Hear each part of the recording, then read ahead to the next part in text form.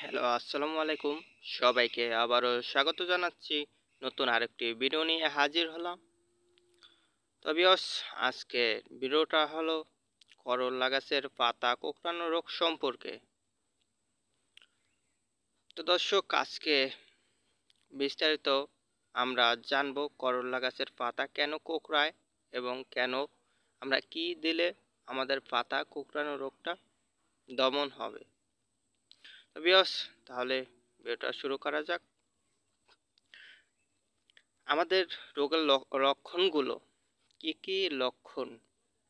এ রোগ হলে আমাদের পাতা কোঁকড়ানো এবং পাতা হলুদ হয়ে যায় এবং পাতা কুঁকড়ে যায়। দেখেন, পাতাগুলা কুঁকড়ে গেছে সবই। তো দর্শক, এটা দমন করার জন্য আমাদের ম্যানকোজেব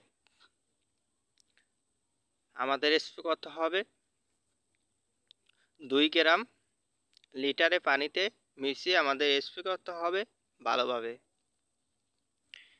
স্প্রে করে আমাদের 7 দিন পর পর আমরা ম্যানকোজেব স্প্রে করব।